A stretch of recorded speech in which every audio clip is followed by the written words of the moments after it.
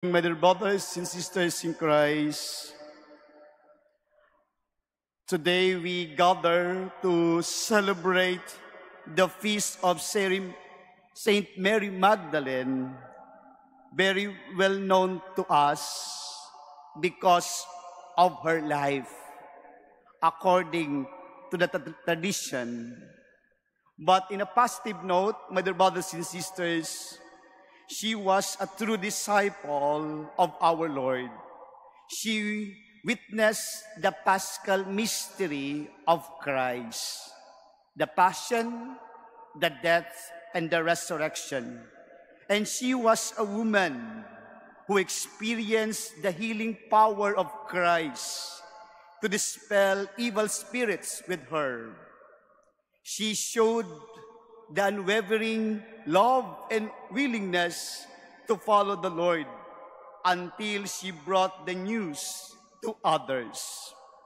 She was honored, according to St. Thomas Aquinas, as the apostle of the apostles. Bring out and proclaim the good news. Ibinabalita at ipinahayag ang magandang balita na dala ng ating Panginoon. And Pope Francis, my dear brothers and sisters, during the year of mercy, wanted to highlight the relevance of a great follower of Christ, Saint Mary Magdalene, by elevating her liturgical memorial to the category of the feast, sa pag-alala o paggugunita kay Maria Magdalena, itinaas ng ating Santo Papa na siya'y bigyan ng karangalan ng kapistahan. That's why we celebrate today the feast of Saint Mary Magdalene. And the Holy Father shows his desire that the example of his holy disciple of Jesus may play a greater role in the church life of piety. Saint Mary Magdalene, mother, brothers, and sisters, truly the recipient of God's mercy. And she is the first of Christ's witness of Christ's resurrection. And we could say that Mary Magdalene was so blessed because she encountered our Lord who rose from the dead. This means, my brothers and sisters, the testimony of our faith. Sa pagpapakita kay Maria Magdalena ang muling pagkabuhay ni Jesus, ito ay our testimony of our faith. Nabuhay at buhay si Jesus. Hindi nanatiling patay ang ating Panginoon.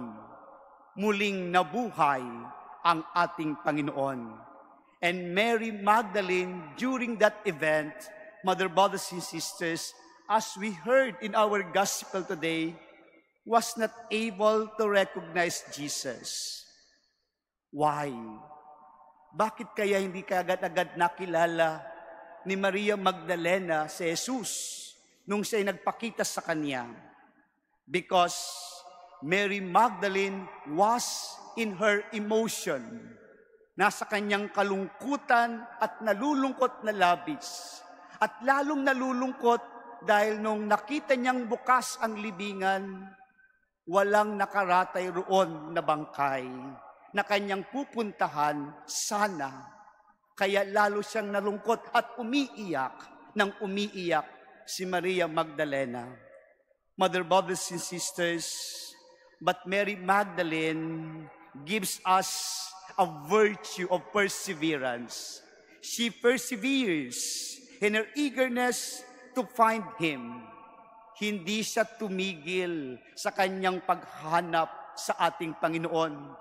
Though he was in her emotion na may kalungkutan at nagdadalamhati, pero nagpatuloy na hanapin ang ating Panginoon. Why? again, my dear brothers and sisters, because our first reading of today portray about the virtue of love. Kung mahal mo ang tao, babalikan mo at hahanapin mo. Kung tayo nagmamahal, binabalikan din po natin at hinahanap din natin. Ito ang magandang paalala sa atin ni Maria Magdalena sa ating pagdiriwang ngayon. Kung mahal natin ang isang tao, babalikan at hahanapin pa rin natin siya. Maging bahagi siya ng ating buhay. When Mary Magdalene hears her name spoken with a very personal tone that Jesus uses for each of his followers, she recognizes our risen Lord. Nung tinawag siya ni Jesus, Mary, bigla si Mariang tumalikod at na-recognize niya ang boses ng ating Panginoon. Mother, brothers and sisters, she was the first to announce about the resurrection of our Lord. The resurrection since then was never stopped or to sound or to echo in the world. This is what Mary Magdalene would like to remind us today. Always proclaim the risen Christ. Ipahayag po natin si Jesus na siyang muling nabuhay para sa atin. Dahil sa paghahanap sa Kanya ay palaging nagbibigay sa atin ng kahulugan sa buhay at katotohanan ng ating pananampalataya. This is Mary Magdalene wants us to share in our lives every day. Ipahayag ang Diyos na buhay araw-araw sa ating mga kilos at paggalaw. And allowing Jesus in our life, mother, brothers, and sisters, gives us assurance of hope and completeness.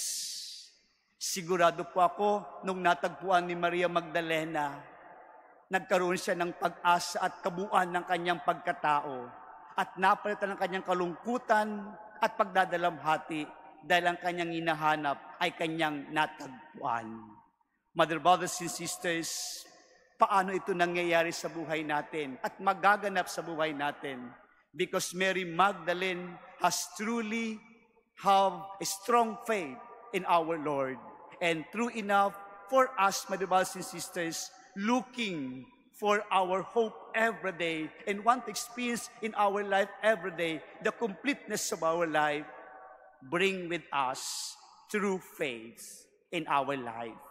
Kung walang pananampalataya at tunay na pagsunod sa ating Panginoon, hindi tayo tuwinang magiging ganap sa ating buhay. That's why our faith is our complete testimony of Christ's resurrection. Our faith that we have right now is the testimony na ang Diyos ay buhay. Nawa sa ating mga kilos at paggalaw araw-araw na ipapakita natin ito para sa Kanya. Mary Magdalene, mother, brothers, and sisters, brought to us the statement of truth. Katotohanan din ang dala ni Maria Magdalena. Hindi siya naging sinungaling sa kanyang ibinabalita at pinapahayag na ang Diyos ay buhay. And also, a reminder for all of us today, na tulad ni Maria Magdalena, we are journeying, holding the truth. Palagi tayong humawak at maging kasangkapan ng katotohanan. Because this truth bring us a good news. And always remember, good news is always a good news. Mother, brothers, and sisters, Jesus is our good news in our life every day. Don't miss Him. Don't ignore Him. Don't ignore or miss the good news given to us. And this is our prayer today. As we continue our journey, bring with you the good news. bring with us the good news. The Lord is risen.